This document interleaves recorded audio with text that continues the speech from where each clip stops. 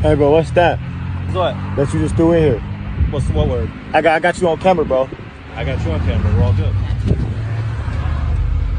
Hey, bro, you just threw that in here. How many videos have we seen like this? How are you? You have your license, sir? No, you can't ask for that unless I'm committing a crime, man. What's wrong with you? Well, you're acting suspicious here. You better, California Penal Code. No, I'm not. Yes, you are. For what? California Penal Code 148.G. I'm doing a story on your police department, and now you're going to be, anything from here on, you're going to get charged by the minute. You better get a hold of supervisor. First Amendment protected activity. You're not going to get no ID, okay? 148.G and Fordyce versus Seattle. You still want to detain me? Here's the thing. I don't care. I don't want to hear it. I don't want to hear it. Go get a supervisor or arrest me, and you're going to get sued. I'm doing a First Amendment lawful protected activity. I'm keeping you accountable. I'm here to make sure you're doing your job, and right now you're about to violate my civil rights because you're detaining me, and I'm not doing anything criminal. Thank you, sir. Have a good day. Where the cops go full rogue. I'm trying to stay away so I don't get involved. I ain't trying to piss off the police or nothing. I'm just watching.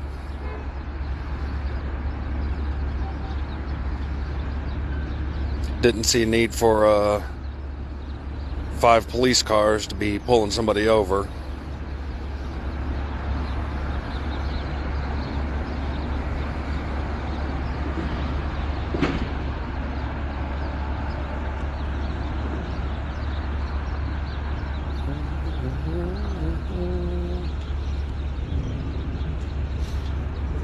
Pretty good?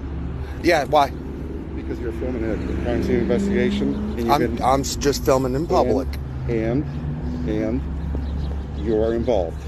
I'm not involved with anything. I'm sitting right here. Sir, I need your ID. I refuse to give you my ID. Hey, easy now. Let go. Why are you hitting me? Stop.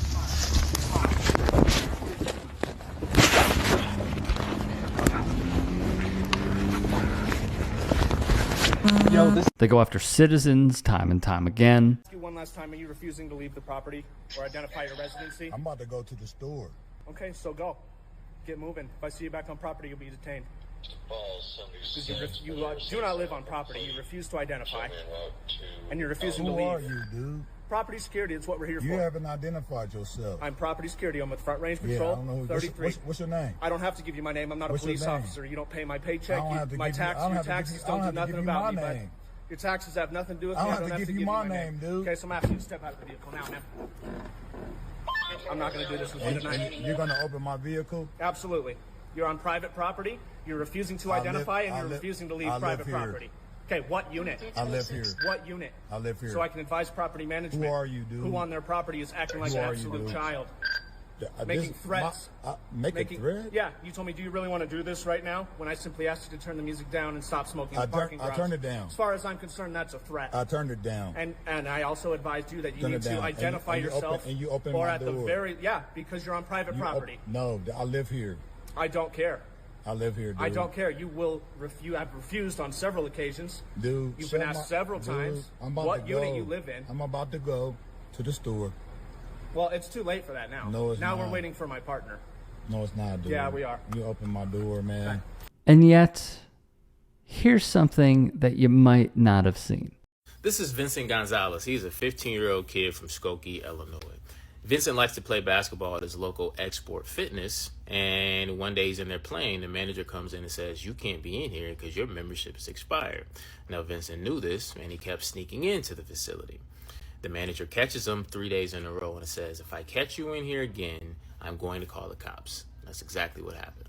This is Justin Pritchett. He is the manager of that Export, and he is the one that continued to catch Vincent sneaking in, and he gave him a few warnings, and then he left his photo at the front desk of his expired membership and said, "If this young man shows up at all, call the cops immediately." He wasn't there that day. Someone else was working the front desk. Vincent snuck in, and they called the cops. This is Officer Mario Valenti. He is the one who responded to that trespassing call. So he shows up, they show him to the gym. He goes into the gym, sees Gonzalez, points at him very sternly, calls him over and says, "You're not supposed to be in here. Gather your belongings. Let's go." In a story that was brought to our attention by TikTok user Global Mind Apparel. So they head to the front desk, and they stop at the front desk, and he turns to Gonzalez and says, "Why do you keep sneaking in here?" The young man says, "I just want to play basketball, and I can't afford my membership." And then Valente is silent. Then he turns to the person at the front desk and says, "How much will $150 get him?" The person had no idea what he was saying. He said it again. "How long will this get him?" The gentleman at the front desk said, "Our membership's $50 a month. That'll give him 3 months." Valente reached into his wallet, pulled out his own debit card, paid $150, gave him a 3-month membership, and sent him back into the gym to continue playing for the day.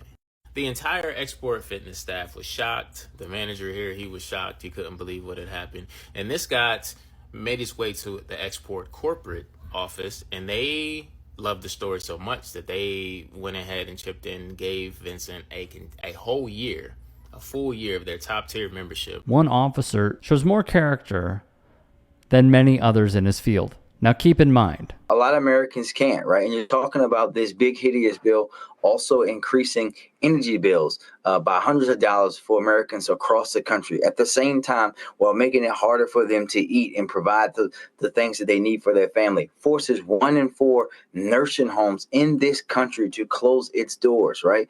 This big, hideous bill, Roland, is unpopular with Republicans and Democrats. This is an attack on American society and democracy, and everyone should be calling it out for what it is. So like you said, people should be showing up hospitals when they close. People should be showing up at nursing homes when they close. People should be showing up when people are standing outside of food pantries and other things and saying this does not and did not have to happen. But people were cowering in fear, especially on the Republican side, in fear, doing something that they knew would hurt the people that they were elected to work for and to protect and to lift up, simply because they're scared of the president and the folks around them. Baltimore Mayor Brandon Scott has shown how to decrease the violence in a major city like Baltimore, Maryland, via the Washington Post. As of July 1st, 68 people in Baltimore died by homicide this year, the fewest during the first 6 months of the year in more than 50 years. It marks a nearly 23% decrease compared with the first half of 2024, that is. Shootings where nobody was killed have also fallen by nearly 20% compared with the same time period last year. Those statistics mirror a national drop in violent crime, but what Scott is doing is offering resources. He has been vocal via CBS about addressing violent crime in the city. In his report, he discussed the city's GVRS, or Group Violence Reduction Strategy, which he says is facilitating direct, sustained engagement with a small number of group-involved individuals who are the most likely to be a victim or perpetrator of violence. So the program started in Baltimore's Western District in January 2022 and later expanded to the Southwest, Central, and Eastern districts. I think what this shows is, number one, you need to offer the people something. For Gonzalez, he wanted to play basketball, but I think he also knew that this was the safest place for him to do so. Secondly, this is a form of socialism. What Mayor Scott is doing, that's a form of socialism. Instead of investing in AI and technology and software, or giving tax breaks to the rich, we can aid the citizens of this country in order for them to be put in better positions to succeed in life. There is a reason why Americans are sinking lower and lower and lower. It's because of the transfer of wealth that has taken place. And with that wealth, we are stripped of necessary resources like better streets, bridges being repaired, high-speed rail, but also more resources to people who badly need them, like daycare for mothers, child care overall, better schools, gyms being funded by the public that stay open later to take kids off the streets, programs that kids can participate in, et cetera, et cetera. The list goes on and on and on. So when I hear a lot of MAGA people and also some libs saying, well, socialism never works, it never works. It does work. The problem is they just have you thinking that socialism is the boogeyman while capitalism is shoved down our throats. And then, in turn, you keep blaming socialism, not knowing that you are a victim of capitalism.